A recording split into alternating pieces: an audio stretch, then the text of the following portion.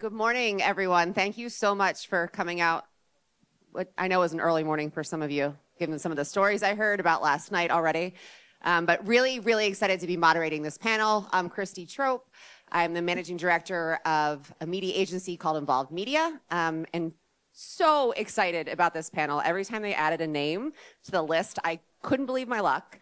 So really, really excited to talk about challenger brands today. And really, this has sort of evolved for us, especially in some of the conversations we had leading up to today, because when I first said, oh, I'd love to moderate that panel, what I sort of had in my head of what is a challenger brand was immediately shifted within the 5 minutes of our first phone call together. So I think I really want to start with understanding from you guys, what does it mean to be a challenger brand today? Because you each said something so specifically unique to me. And I think maybe, Sara, what does being a challenger brand mean to you today? Thanks so much for having me. So I've been fortunate in my career to work for a lot of well-known challenger brands. So it was early days at Facebook. I also changed the way that people shop at The RealReal for a good long time, taking it also from a private to public offering. And now at BetterHelp, where we really changed the way that people think about their mental health and how they go about getting help. So to me, in the world of digital, we just spoke about the digital innovation, thinking about digital, then social and mobile, thinking now about AI. Challenger actually means showing up for consumers in a way that is disruptive, takes a consumer behavior, makes it faster, makes it more affordable, makes it more accessible. That's what being a challenger means to me. Yeah, and that's so interesting because that really sort of dovetails into something Ryan said about maybe in my mind, challenger was more of like that startup mindset, sort of like, oh, they're smaller, they've got a lot less support and backing to them, but that is not necessarily the case. And I think something was really interesting about GoodRx, Ryan, and the market that you're in. What are you actually challenging? Is it mindset? Is it a competitor? I think it's a little different for you, so I'd love to hear about that. Yeah, so GoodRx is not a new company. We've been around for almost 15 years, and we're a publicly traded company. So in our space, we're the largest player. We're the default brand by far when you're looking to save money and time on prescriptions. But we are a challenger to the broader prescription landscape. We're a small part of the transaction ecosystem, and there's way more people out there that would get benefit of GoodRx that are using it today. And so we're challenging that convention. I also agree with Sara's point on it's more a mindset for us that every day that we show up, we go, great, we save people some money on their prescriptions, but it's not easy enough yet. How do we make it easier? How do we build bridges with brand medications and pharmaceutical companies to make the really high-priced drugs more affordable? How do we make those easier for doctors to reference when they're in an exam room with a patient so they don't prescribe something a patient can't afford and walks away from the counter? So we're maniacally focused on that and challenging that entire experience we have. Prescription savings is not the same as buying an airline ticket and being able to compare prices, and we're working on that, and that's what we focus on every day. Love it. And then I think Rachel and Lucas, you guys different, but similar in the sense that you're challenger brands inside of very large organizations. So to say challenger to somebody at Mars and P&G feels a little bit silly, but it is. So can you help us sort of understand what that's like and how you... Well, yeah, and I wasn't actually a challenger brand at P&G up until a month ago. My company, Wonderbelly, got acquired by P&G about a month ago. But before that, we were Pepto-Bismol's challenger brand. We were Tums' challenger brand. And what we saw was, I mean, it's I think the least, in my eyes, one of like the least subtle examples of being a challenger brand is a lot of times you have to find these sort of like nuanced ways in which you can reimagine somewhat of like the status quo. What we did was we saw every other category had challenger brands in some way, shape, or form, except for OTC medicine. We still had Advil, Tylenol, Pepto, these brands that were around since our grandparents, and their parents. Like, these are 100, 120-year-old brands. Nobody has really tried to compete or say, hey, actually, consumers want something different. They're looking for no artificial additives. They're looking for like a genuine, authentic story. They're looking for sustainability. Nobody was coming to the table and saying, we should push these brands to do better, do different. And so Wonderbelly we had a lot of white space to claim the challenger brand title. We also picked a lot of fights in that, which, maybe was too much for a small brand to take on, but we did our best. And I'm going to come back to some of the things that you took on and then immediately learn maybe we should pivot. But Rachel, I'd love to understand Nom Nom inside the Mars ecosystem and how that's been for you, because I know you work on the larger side of the business as well. Yeah, Nom Nom's been around for about 10 years. It came up through the same trajectory as a lot of the other D2C pet food brands. Nom Nom now is a tiny little brand within the Mars universe, and we sort of sit in a strange little ecosystem. We get to play a different game every day, and so we are not making the same product as a lot of our brother and sister brands are. We are operating differently. We are independent, but get to benefit from the Mars ecosystem, which is pretty amazing. So we get the resources and the talent, but we have to be different. We have to be agile. And so we sort of fancy ourselves on the Nom Nom team as agitators in chief, right? And so we get to push our fellow brands to think differently. We are operating a business within a business. We're still adhering to all the amazing sort of responsibility and the 5 principles of Mars, which makes it a really wonderful place to work because we get to make decisions based on truly principled values. But we get to do it with a little bit of grit and muscle that we wouldn't have otherwise. I don't have quite the same processes. I have to make decisions with a whole lot less information than a lot of the other brands might. But it's really fun as a result. And so I've spent most of my career in startup brands. I still work in the VC space on the side.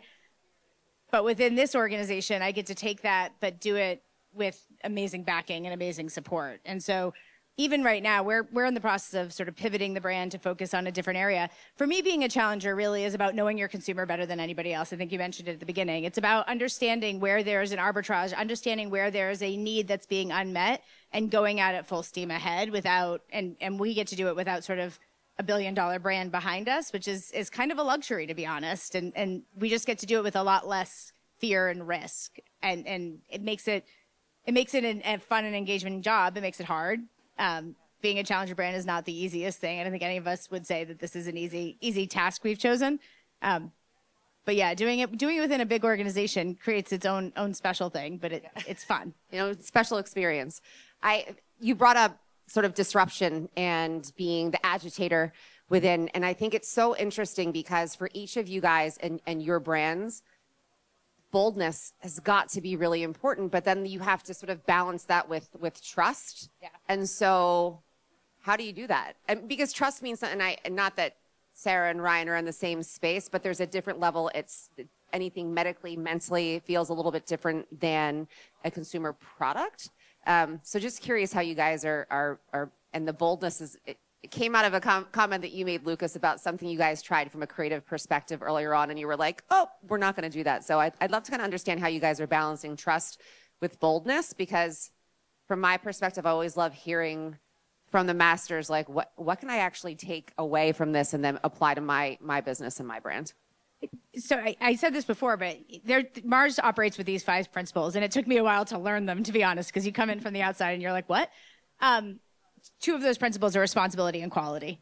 And you are responsible to your consumer, to your fellow Mars associates, and quality comes first above anything. And we don't take risks with the brand. I think you see a lot of things in pet care where there's a lot of upstart brands. Nom Nom was probably one of them, and I was there before it was acquired. But we've never taken a risk with our pets or the consumers. We put the pets first. We put the pet parents at the center of a lot of what we do. And we don't take those risks. Now, we can be bold within that. We can know our consumer better. We can speak more directly. We can do it with a tone of voice and a look and a feel and an energy. We can do it with a pace that keeps us ahead of a lot of what a bigger brand could do. But we do it with a backbone to what we do. And I think it's a really powerful thing to get to have that support behind it. I love that. Ryan, what do you think? Are you going to go to Lucas? Because Lucas looked like he was getting ready to go. For us, I think if you think about being a challenger brand or going after a big unmet need. 1 billion prescriptions are left at pharmacy counters in the United States every year. Sure, some of those are people that get something for their flu or a cold, they don't pick it up, but a lot of them are because people just simply can't afford them. And it's deeply troubling. And that's a really emotional moment. If you're sitting, we've all probably had this experience where you're like, that can't possibly be the price. Where's that insurance card I supposedly have somewhere in my wallet? Why is the number so high? But given that we have so many prescriptions left at the counter and we're still a small part of the transaction ecosystem, we got to come out loud and make sure people know and pay attention to what we're doing. And in some ways, that's actually an exciting opportunity because healthcare advertising broadly is not, and I don't want to be mean, but like the most inspired tranche of advertising out there. We've all seen these commercials where it opens with a field and someone brushing tall blades of grass with their hand, and they feel now much better that they have this drug in their life. And Side effects may continue. So yeah, and then 90 seconds of side effects. So that's a great opportunity for us, and we also grounded that opportunity to real human truth. And we tried to study this as exhaustively as we can. And one thing that kept coming up was that this feeling of being lost at the counter is kind of like the Wild West. You don't know what's going to happen. You don't really feel like you're covered.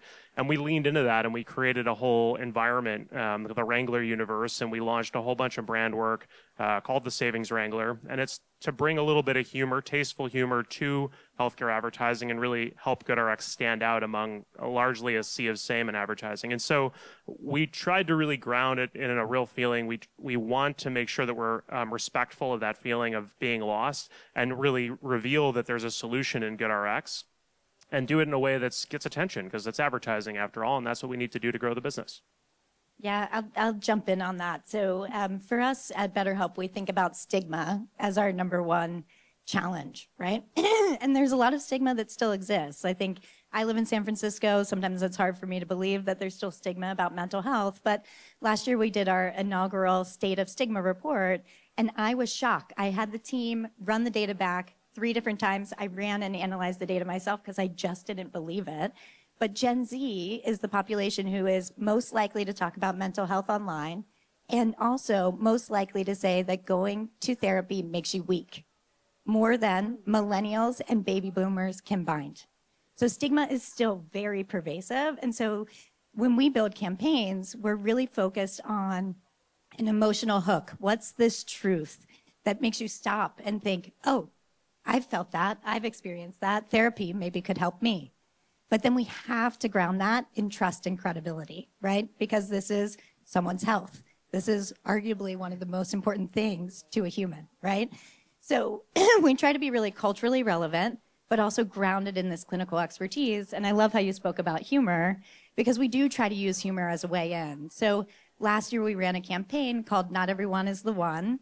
And it features a male in his 40s. He's in a coffee shop. He's looking at his phone, using his phone assistant. And he's saying, why don't my children talk to me?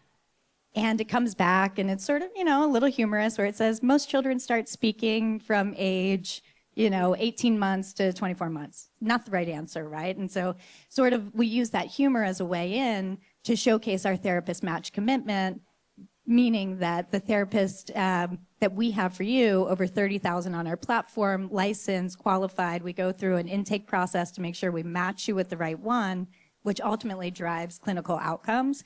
So again, a way that it's something that's quite scientific, maybe wouldn't pull you in. You might not know that the therapeutic alliance is the most important thing for clinical outcomes, but using that humor as a way in is a way to get that attention, but then also driving trial through credibility. Yeah, I agree with what everyone else was saying, and for us, I would say boldness and trust were probably like 2 of the biggest core challenges that we saw. Is how do you land both of those simultaneously? And I think the anecdote you had mentioned earlier was the first aha moment of, oh, okay, we now know what our priorities are. When we launched, I'm not a pharmaceutical scientist. I'm not a gastroenterologist. I had no background in medicine when I started Wonderbelly. So I came at it from a very sort of standard CPG marketing perspective of, okay, let's be loud, let's be splashy. And so when we launched Wonderbelly, I was looking at all the other brands. I mean, one of the things we wanted to change about OTC medicine is how it presents itself. It's cold, it's sterile, it's inhuman. We wanted to create this authentic connection between the brand and the consumer, this warm feeling, this feeling like, oh, I don't have to hide it in our medicine cabinet. I don't mind leaving it out with our beauty products or on our kitchen table. It's not embarrassing. We wanted to break that stigma. So we probably overcorrected when we launched and went too far into the boldness. I came up with a slogan because our first product was an antacid, which deals with acid reflux. So the slogan I came up with was "No flux given," and that was a little too intense for people. It didn't really speak to the fact that our product works. It was fun and exciting, but what we realized really quickly and shut that slogan down very fast, was we're going up against, again, Pepto-Bismol, Tums. You don't need to learn to trust these brands. You grow up trusting these brands. That is that quotient of trust is so high for a new brand to come in. And when people walk down the OTC aisle, there's no browsing. You're never going in being like, I wonder what the new thing on the market is today. I'm getting Tums, and then I'm moving on to the next. I'm getting Advil, and then I'm moving on to the next thing. I'm not going to look around. Why would I ever do that? So we had to both stand out on shelf, but also imbue this level of, we're the real deal. When you're dealing with something, it's not like a salty snack or a sparkling water where, and I'm not trying to trivialize those, but the impulse and the barrier to buy it is so much lower because if you don't like it, you can throw it away. If you're dealing with 3-4 days of diarrhea, if you're about to go on a honeymoon and you have a stomach ache and you're worried about, you're not willing to take a risk, and you need to trust the product you're buying. So we realized, oh my God, okay, we need to do that. We need to balance and really instill this level of trust, but also stand out from this cold, sterile landscape that we're in. How do we need to find that perfect razor thin line. And so that was always the thing that we were constantly going back and forth on is, oh, we're leaning too much into the colorful. We need to lean into the medical and go back and forth on that. So as far as trust goes, would you say as a challenger brand, because I think trust for any product, brand, et cetera, is obviously critical, but as a challenger brand, do you think trust is potentially your biggest growth lever, or is it maybe your biggest constraint? How do you feel about trust right now as a brand, Sara? I think it's everything.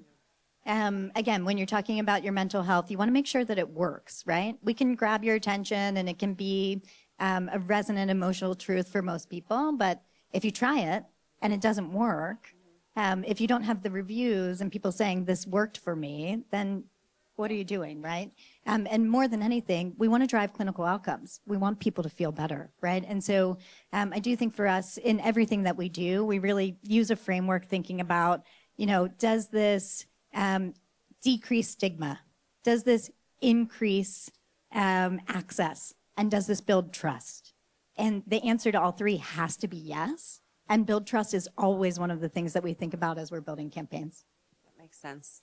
Anything to add to that, Rachel? You looked like you were nodding along. I think trust is cost of entry. And so I work in the pet food business. Trust is cost of entry. You don't feed your dog something that you don't trust, period, full stop.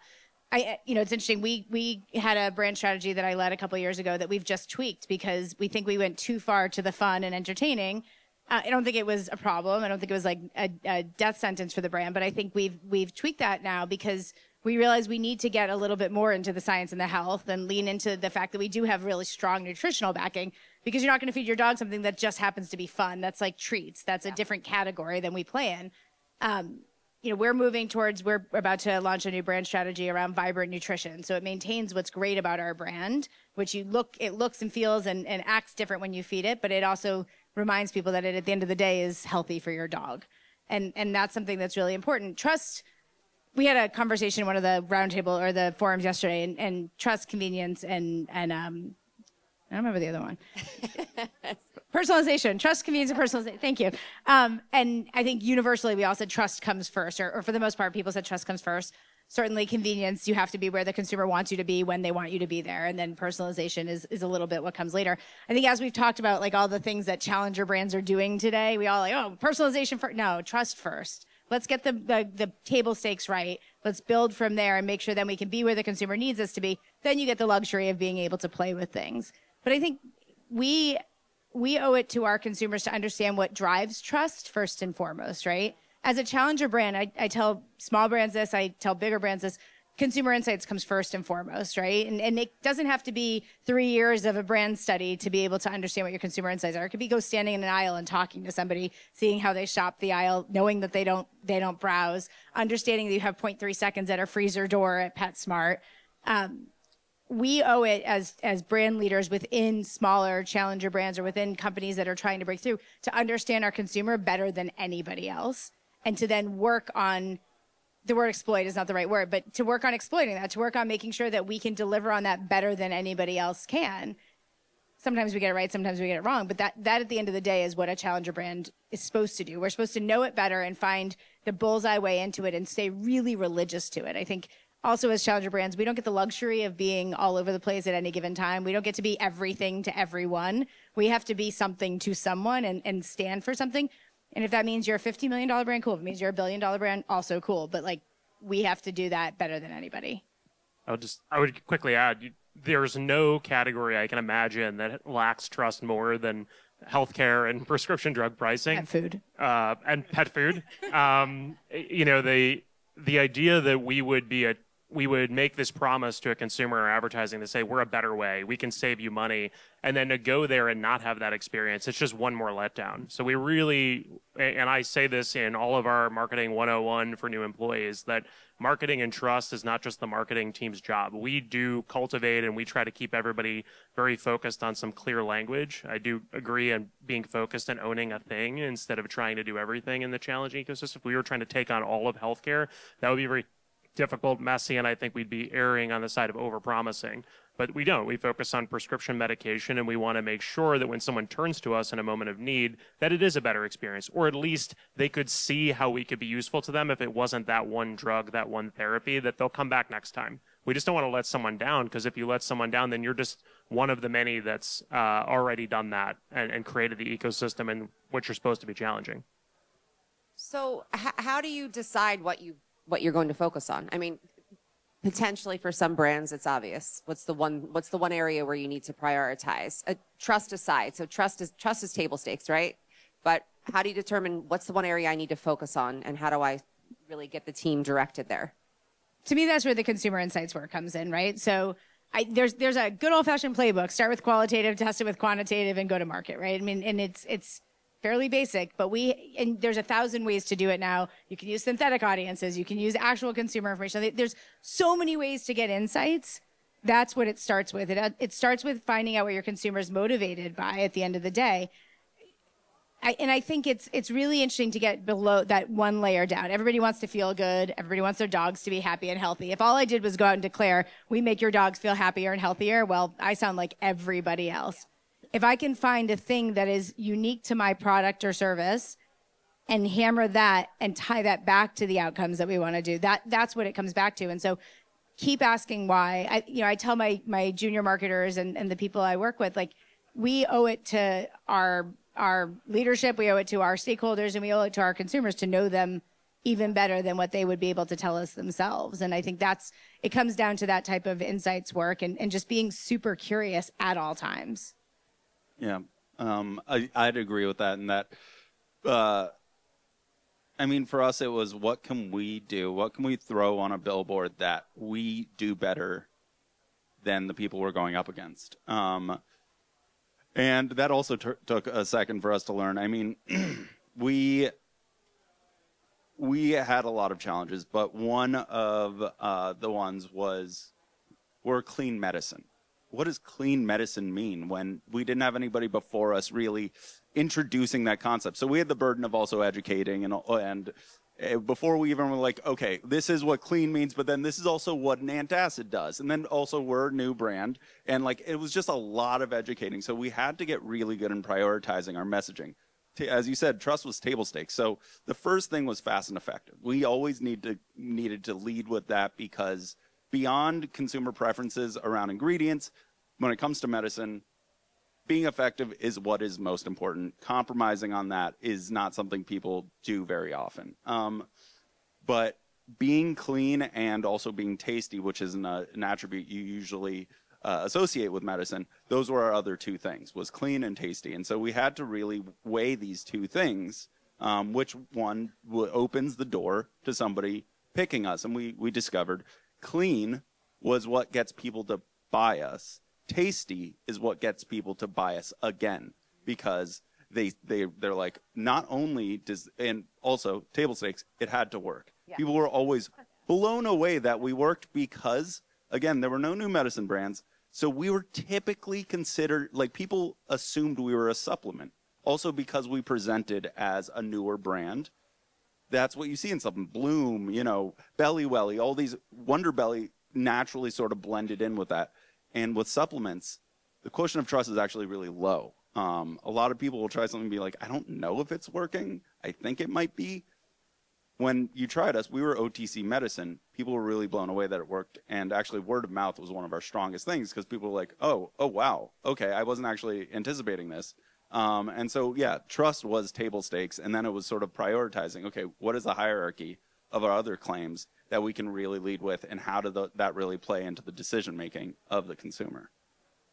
As a tool, one thing I would highly recommend to anybody who's in or having a challenge like this, or even just thinking about how to unify the way you talk about your products and your services in your marketing, or just as a business in general. If you have all the leaders of your company side by side and you ask them, what do we do better than anyone else? What's our brand mean for customers? Who's it for? Why should someone trust us? You really would hope that they'd say the same thing, but that's not always going to be the case. And we worked on creating a comprehensive brand strategy document. You can pick any framework you like. You just got to pick one and go through the motion. And sometimes it's hard. It leads to debates. It leads to precision in language and choice. We deliberately said, we're here for prescriptions, not all of healthcare. Believe it or not, that was not, that wasn't the default thing in every person in the company's mind. Certainly that was an easier one than many, but there are a lot of words like that where we're for clarity and control. We are a fearless ally for consumers. These are intentional choices we were only able to make and put it on a page and then drill it into everyone's head so that we're consistent. That, in my opinion, helped give us the focus so that we weren't all over the place with every different point of creative, every different message, and let us stay true to the message we really wanted to get across. Yeah, I think everything that has been shared is right. It all comes back to what's the strategy.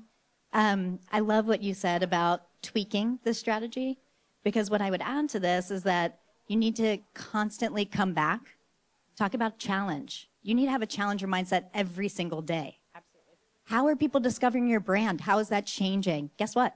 That's changing daily, not weekly, not monthly, right?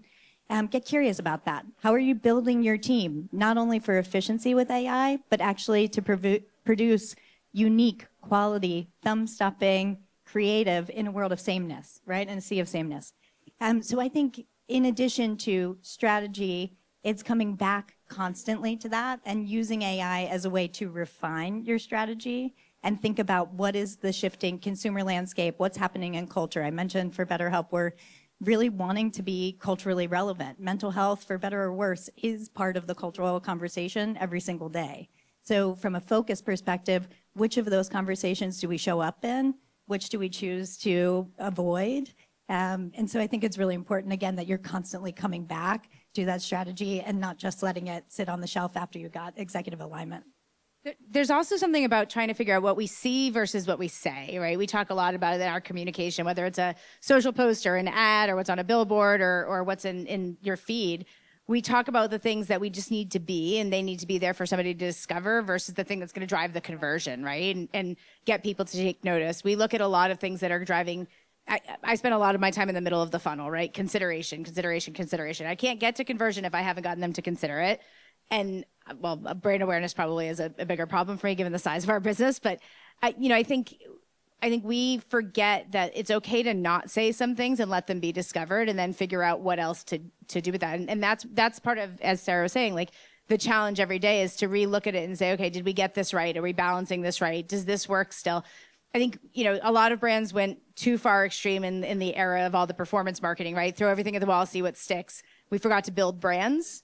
And trust comes from the building of the brand. I took a leap of faith a couple of years ago, and I cut a lot of our performance marketing, and that was working for conversions in the name of making for creative that built better brand. And I think it's actually helped us solidify the position as we've gone into multi-channels and we think about retail, because now we have something that actually translates beyond Meta.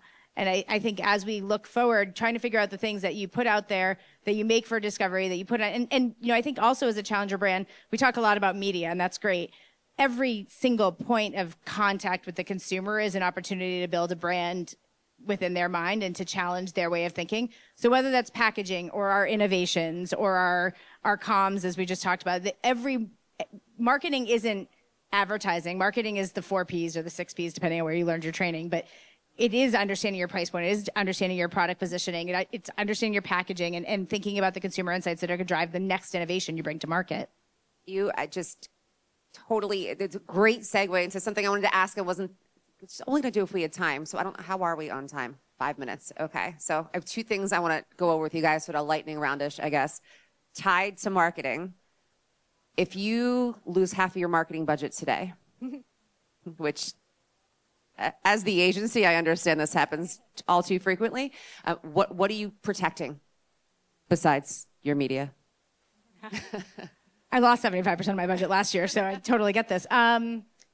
We protected innovation first and brand communication second. So upper funnel marketing, because, and within that sort of protected the retailer. So retail marketing to some extent, but really just in the name of making sure that we had a presence on shelf. Yeah, love it. That's a big pivot. Lucas, Ryan? For us, hands down in-store marketing. Just because that was where we had our best shot at converting somebody. Just given the budget that we did have, we weren't going to be able to compete with $100 million brand, $1 billion brand online, on Amazon, on Meta. We couldn't overtake their ad space. But on shelf, we could potentially capture eyes. If we had a bright and, colorful enough end cap display, we could attract people much faster that way. So we were a retail first business, and actually didn't focus online because that's how people shopped for their medicine. We wanted to be next to the competitors. So we always wanted to focus on where are they buying our competitors and how do we stand out there. Perfect. Ryan? For us, one of the most important places for us to be is in and around the areas where prescription decisions are made. So many of you may have seen GoodRx savings cards at your doctor's office or something along the journey between the doctor's office and the pharmacy counter. And so we like to be there because it's very difficult to use a brand that you know and build a brand without having the physical availability or the access to reach out and get the brand. And so we focus there. Now, that said, I'm a performance marketer at heart, and so we really tried to work really hard to ground out what the value of everything we're doing is, brand, non-brand. I don't even believe in those labels personally. And so if we faced a budget reduction, we'd slide the scale down and we'd look at the whole system that we've created and try to find the areas that are lower performing and pull those out while protecting this physical availability of our brand. Yeah, same. I'm thinking my data science team would shudder, right, at this question because, it comes back to the data, right? But that said, it is all about the system that you've built and how that works together, right? So when I joined BetterHelp about 18 months ago, it was very much DR performance marketing, and we're shifting more up funnel. Again, as you're building a brand, as you're building trust, as you want people, we've normalized therapy. That's a great thing. Now, as people are in market and thinking about what platform am I going to use, we want to make sure that we've built that brand affinity. So hard to say without my data science friends, but it all does work as a system and making sure that, again, you're top of mind for your consumer when they're in market, especially for something that, you might not be in market for every day. No, I think that makes sense for each of you. I would love to elaborate on that a little bit, but I know that we're running out of time. So last question very quickly for each of you. If anybody in this audience wants to behave like a challenger brand on Monday, what's the one thing you're telling them to do? My go-to is always believe in what you're doing. Just make sure you actually believe in what you're doing. And it's not purely opportunistic, because it'll be really hard to keep that lifted above your head the entire process of growing it and building it and all of that. Learn how to write a killer brief. Give me the freedom of a great brief. Like, know what you're standing for, know what you're doing, and stick to it. Don't vary off of it too much. You have to be able to answer the question, how do we make whatever we're challenging easy? If it's a complicated experience for a consumer, it doesn't matter how challenging and awesome the idea is. It's very difficult to get people's attention and change behavior. And so if it's not going to be easy, it's going to be difficult. Know your consumer and know them in today's landscape. So my team hates this, but every weekend I personally use every single LLM and I run various prompts thinking about, what if I were having a panic attack? What if I were feeling anxious? What if I were feeling depressed? And I start all the way sort of at the top of whatever the proverbial funnel is. And then I go through this long exercise with the LLMs to figure out, how's BetterHelp showing up? Now, of course, we have data, we have platforms, we have other things that are doing this, but think like a consumer. Use AI like a consumer might, and think about, how's my brand showing up here? Do I want it to show up here? If it is showing up, is it in a favorable way? And then just stay hyper-focused on that. And then, of course, you should do that using AI so that you don't do that over your weekend coffee like I do. And thank you for bringing up AI. It was the one topic I wanted to get into because I feel like you cannot be on a panel today without saying at least the phrase AI. I think we're at our time, but thank you guys so much. This has been, we could go on for hours. I appreciate it. Thank you. Thank you very much. Thank you.